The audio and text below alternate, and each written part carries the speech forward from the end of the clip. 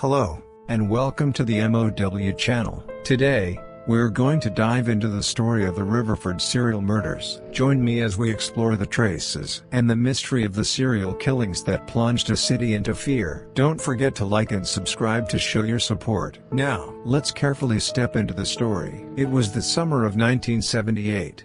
In the small, eastern American town of Riverford, a quiet calm settled over the city as night fell. Just past 10 p.m., the streets glowed softly under the streetlights, and children, tucked into bed, were lulled to sleep by the gentle voices of their parents. It seemed like a peaceful night that would never be disturbed, but a siren blaring from the Riverford police station shattered that peace in an instant. A news anchor's voice filled the airwaves from radios and televisions. On the black and white screen, the anchor's serious face delivered the news of a serial murder case. Viewers held their breath, glued to the screen. This is not a simple robbery or a crime of passion. The victims are all men in their 30s and 40s who were out alone late at night. The clues found so far are extremely limited, and the police are asking for the public's cooperation. I was sitting on my living room sofa at the time, watching the blurred street view through the swaying curtains as I listened to the news. The TV showed a montage of crime scene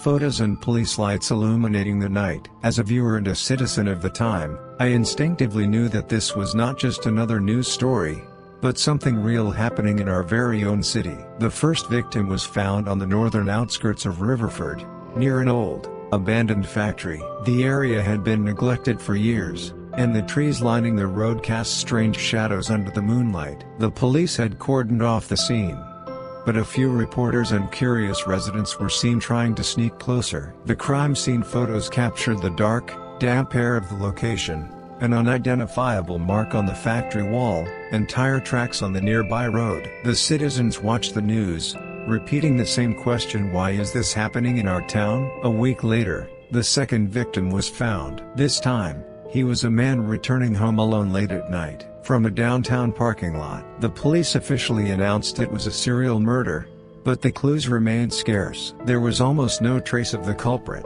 and no witnesses. However, faint testimonies from the victim's acquaintances provided some leads. Statements like, "I had a strange feeling, someone was following me that night," or "a strange car was circling near the parking lot," were reported.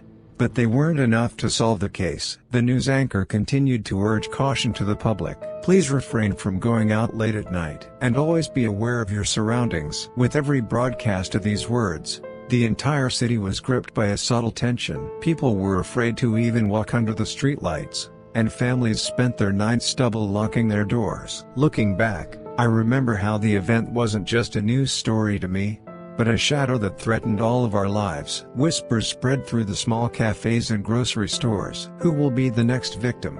It's dangerous for men to go out late. This was the social atmosphere of the time that many in the senior generation could relate to. People became sensitive to even the smallest sounds and stayed indoors, locking every door and window. Inside the police department, the confusion surrounding the case was even more severe. The pattern of the serial murders had not yet been identified, and the evidence was limited. Fingerprints, footprints, and license plate numbers were all incomplete, making the investigation difficult. But one thing was clear: the culprit was meticulous in their planning. The victims were all targeted when they were alone. They all passed through similar locations, and they were all attacked around the same time of night. That night, I sat on the sofa again, watching the news. The anchor's voice returned. "Citizens, please do not overlook any small clue. The culprit is still out there, somewhere among us." In that moment, I felt a mix of tension and fear that I had never experienced as a child. I felt like a participant,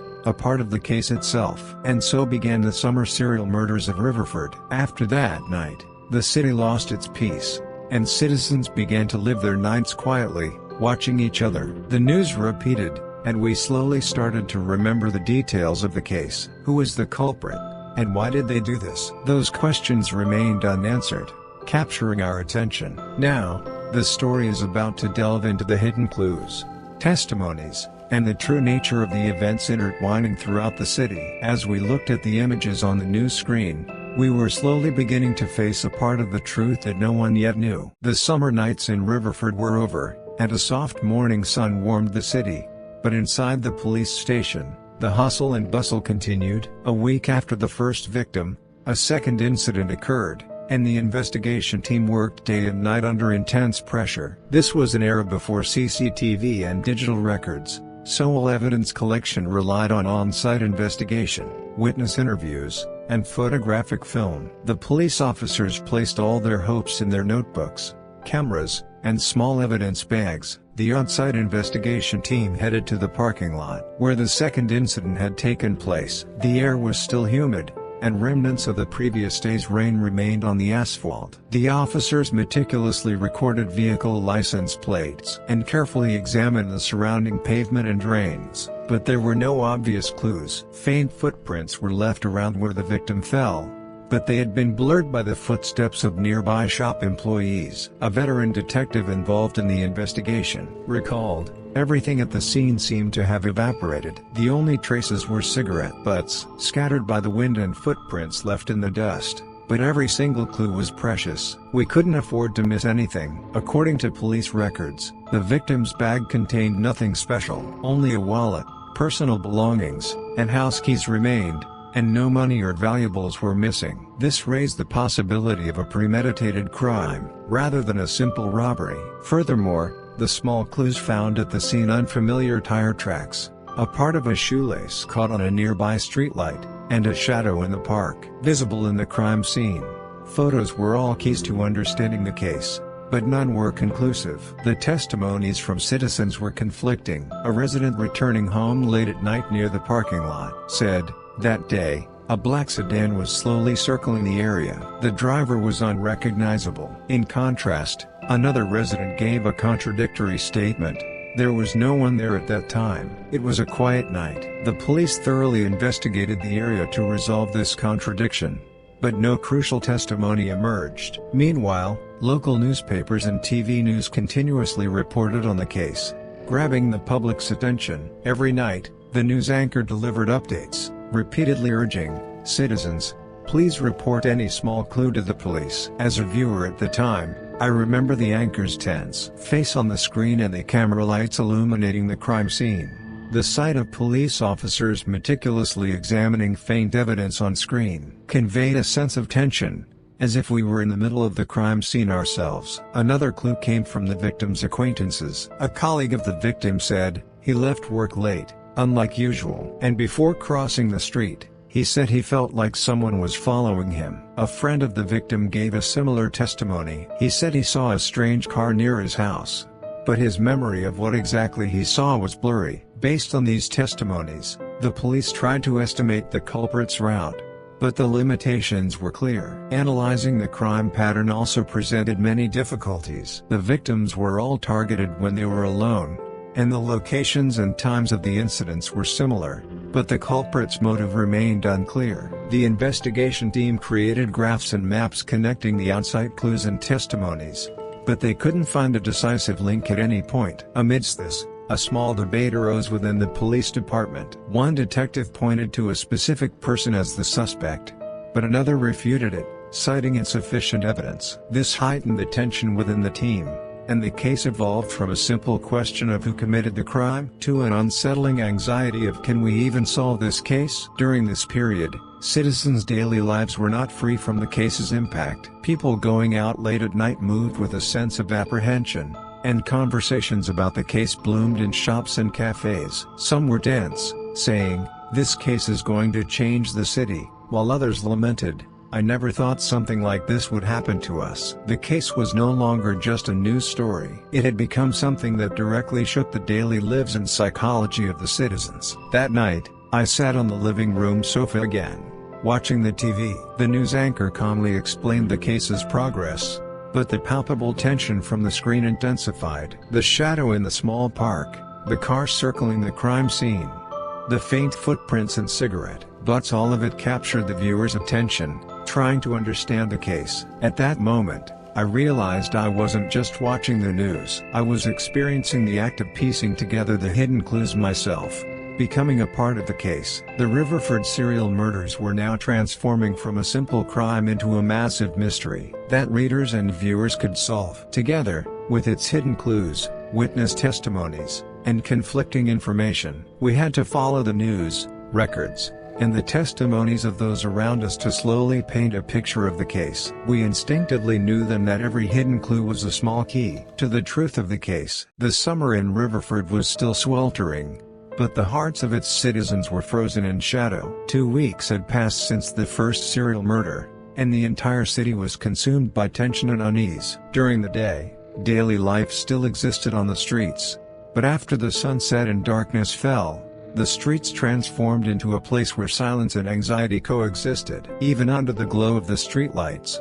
people couldn't shake the feeling that someone was watching them. That night, the police station was filled with an unprecedented level of tension. The investigation team mobilized all their resources, simultaneously conducting on-site investigations, analyzing testimonies, and tracking suspects. However, the evidence remained faint, and no decisive clue had emerged. The crime scene photos, tire marks, footprints, cigarette butts, and witness testimonies were all fragmentary. The team tried to piece these fragments together to form a clear picture of the case, but the more they tried, the more they felt they were sinking into a labyrinth. "This is not a simple crime. It's meticulously planned," a veteran detective said in the conference room. His voice was low, but everyone in the room held their breath. He listed the commonalities between the first and second cases. The victims were all attacked at similar times, when they were alone, and in similar locations.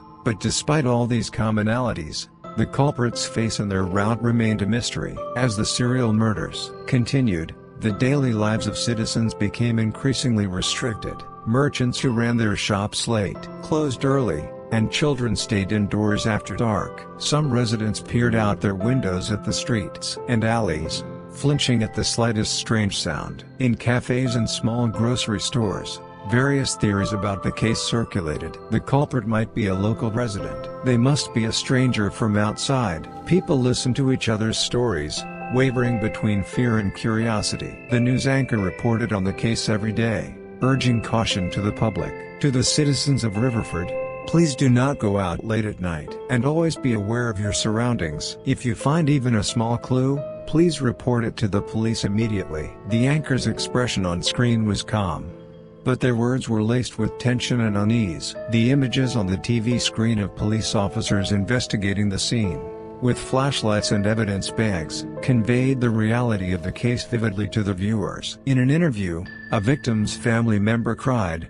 saying, "He never came home that night. He was just taking a normal evening walk. I never thought this would happen." This human narrative, along with the crime's puzzle-like elements, provided an emotional connection for the audience. The case was no longer just a news story, it had become a real-life terror, intertwined with life and death. Inside the investigation team, the tension had reached its peak. There were already a few potential suspects, but due to a lack of evidence, the police couldn't decide whom to arrest. One detective argued, "We can pinpoint the culprit with this one clue," while another countered, "The evidence is ambiguous. An arrest now could turn an innocent person into a culprit." This internal debate highlighted the complexity of the case, and the entire team tried to remain cautious. In the midst of this, another potential crime scene became a source of tension.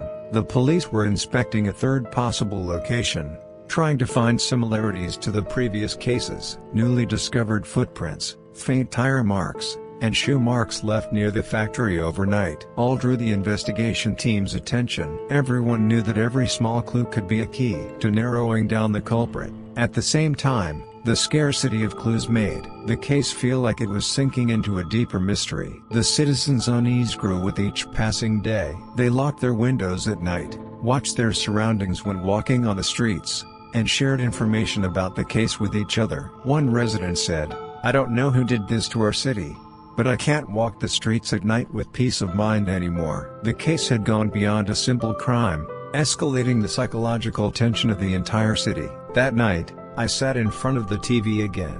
The news anchor calmly explained the case's progress and requested public cooperation, but the tension radiating from the screen multiplied. The shadow in the park, the faint footprints, and the conflicting witness testimonies drew the viewer into the case. We were no longer just watching the news, we had become beings holding our breath, searching for clues in the middle of the case. The Riverford serial murders had now transformed from a simple crime into a massive tension that shook the lives and emotions of the citizens. We had to follow the case's flow, searching for traces of the culprit in the small clues and witness testimonies. The tension had reached its climax, and no one knew what would happen next. As the hidden clues gradually began to surface, the true nature of the case slowly started to reveal itself. As Riverford's summer drew to a close, the investigation team finally pieced together crucial clues from the crime scenes, testimonies, and evidence. It was the moment the scattered puzzle pieces of the serial murders began to fit together. Yet, with each clue that surfaced,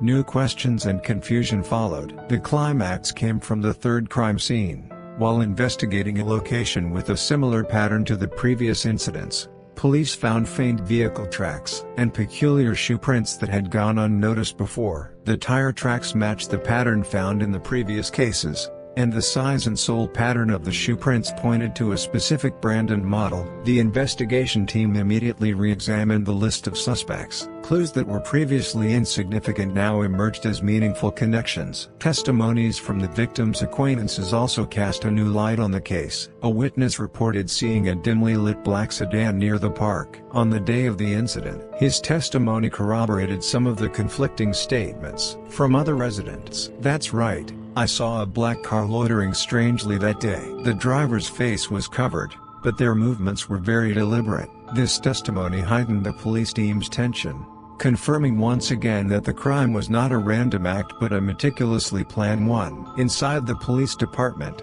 a heated debate ensued. One detective argued that these clues were decisive evidence to identify the suspect. However, another remained cautious, insisting that the evidence is not completely clear. Their argument brought the team's tension to a peak, and everyone tried their best not to lose their composure. At this point, the team unrolled a large map to analyze the victims' behavior patterns and routes. The locations of the crime scenes, witness statements, and the positions of the vehicle and shoe prints were marked on the map. The detectives connected these traces, trying to estimate the culprit's route. At first glance, the clues seemed contradictory, but upon closer analysis, a repetitive pattern of the culprit's actions at specific times and locations emerged. This served as a clue for the readers as well, drawing them deeper into the case. At that moment, another clue appeared. A piece of an unfamiliar business card found inside one of the victims' wallets. Some of the text was erased,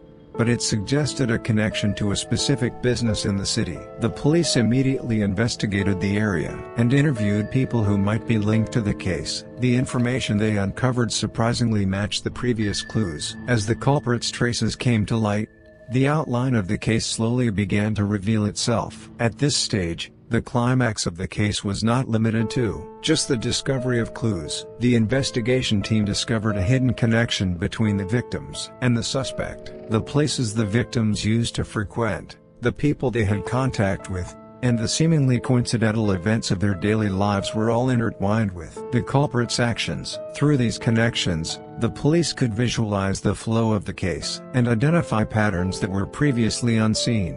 The public's fear and tension also reached their peak. The streets were quiet at night, but the residents' anxiety was palpable. People watched the TV news, trying to trace the culprit's movements, and the news anchor on screen reported on the case's progress every day. The scenes of police officers analyzing clues and marking traces on the map gave viewers the immersive experience of directly observing the reality of the case. A friend of one of the victims said in an interview, "That day, we just started watching the news and trying to figure out who the culprit was. We'd look at each clue, share our thoughts, and narrow down the possibilities. We felt like we were part of the case, too." This reflective narrative served as a device to fully immerse the viewer in the case. The case was now no longer a simple serial murder but a massive puzzle of hidden clues, connections, and deductions by both the police and citizens. Based on the discovered evidence, the investigation team reached the stage of identifying a suspect, and the climax of the case led to the gradual revelation of the culprit's identity. But even in this process, there was still no complete conclusion. The unfinished clues and uncertain testimonies left room for readers and viewers to deduce for themselves, keeping the tension of the case alive. That night, I sat on the living room sofa again, Watching the TV, the news anchor calmly reported on the case's progress and the discovery of the new clues. The map on the screen, the crime scene photos, and the police's analysis provided an experience that made viewers feel like a part of the case, not just spectators. We followed each clue, deduced the culprit's identity, and slowly pieced together the hidden truth of the case. The Riverford serial murders had now reached their climax. As the clues connected and the suspect's identity was revealed, the true nature of the case slowly came into view. At the same time, the remaining questions and uncertainties deepened the mystery. In this continuous stream of hidden clues and deductions, viewers and citizens held their breath,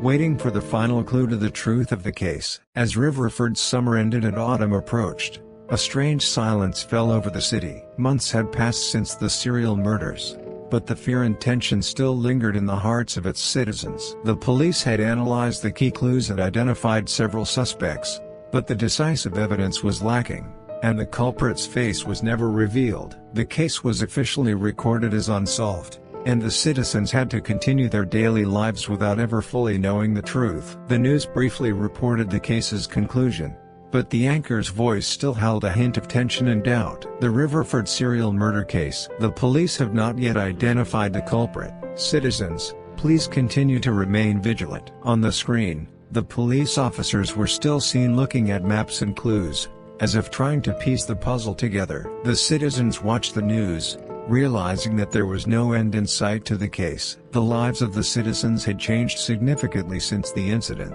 Few people went out late at night, and the streets and parks felt dark and lonely even during the day. Residents became more watchful of each other, naturally growing wary of strangers. The safe streets of childhood were gone, replaced by a constant undercurrent of unease and tension. At the time, I witnessed this change firsthand and felt that the case had gone beyond a simple crime to shake the entire city's psychology and culture. The tension also remained within the investigation team. Crucial clues had been discovered, but the lack of evidence and ambiguous testimonies prevented them from confirming a culprit. One detective recalled, "We followed every clue, but a part of the truth was always in the shadows. It was as if the culprit was quietly following us from an unseen place." This uncertainty left not only the investigation team, but also the citizens with a lingering sense of unease. The victims' families, despite the case being closed, could not overcome their grief. A victim's mother cried during an interview,